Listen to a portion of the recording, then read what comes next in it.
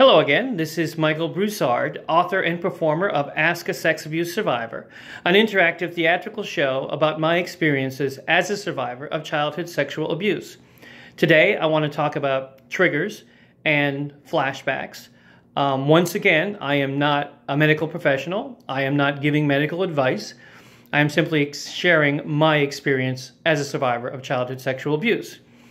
What I'd like to do today is hopefully illuminate what triggers are and what flashbacks are for people who, weren't traumatized as children, who don't have PTSD, who don't get set up by triggers, and who don't have flashbacks.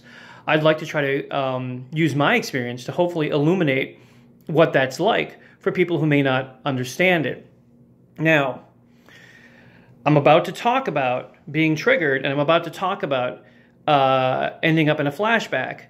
And some of this is going to be very vivid. So my fellow survivors who are out there, you might find this triggering. This is your trigger warning. There might be some language in here you might find difficult.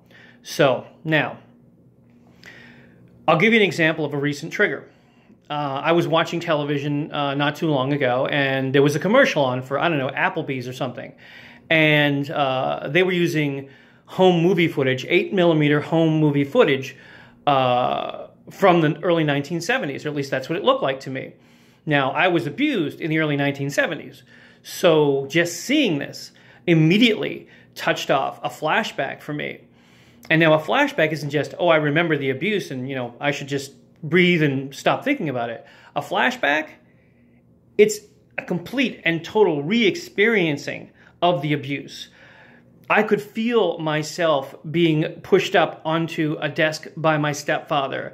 I could feel him pulling my clothes off. I could smell his dirty fingers and his Old Spice cologne. I could feel him holding me down. I could feel him entering me and tearing me in half and giving me that horrific ripping pain from my pelvis all throughout my body. I started trembling like I did then. I started crying like I did then. I started sobbing like I did then. I could smell it, I could feel it, everything was real. It wasn't just that I was remembering it. It wasn't just that it was vivid. It was happening again. I was there again, being torn in half over and over again by my stepfather. And it took a long time for me to center and, excuse me, oh, I'm sorry, it's hard, it's difficult. It took a long time for me to center and to breathe and to do my coping work and to find myself back in the current reality, because I had gone somewhere else. I suddenly was in 1974 and I was being raped by my stepfather. It was happening all over again.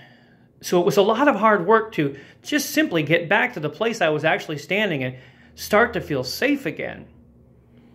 So it's not just dreams or remembering or things that we can just brush aside. I've worked many, many years to develop coping mechanisms in therapy.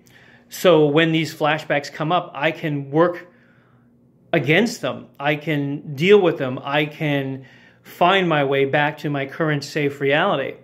But despite all those years of learning coping mechanisms, that doesn't mean they don't come. They can come from something innocuous. Somebody may put the wrong 3 words together that have nothing to do with the abuse I suffered, but maybe 3 words that I heard in that order are mention of a television program or a particular kind of car or a particular kind of food that is put down in front of me. These little things, they don't have to be specifically related to the abuse, but the brain has made connections, subconscious connections for me, where they touch off a full body memory of the abuse.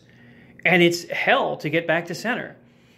And I know I do, and I suspect a lot of my fellow survivors as well do, walk around all the time, hoping they're not triggered, but ready like a mousetrap.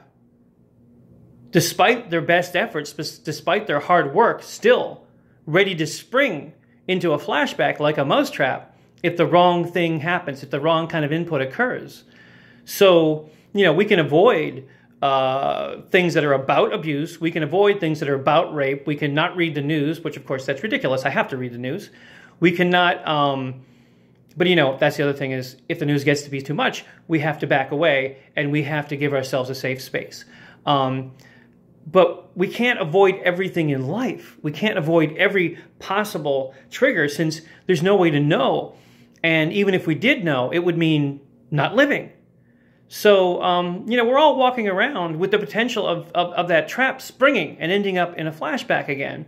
And that's just something I think that I would like those who haven't been through this to understand. Thank you again for listening. This is, once again, Michael Broussard, and I will talk to you again soon.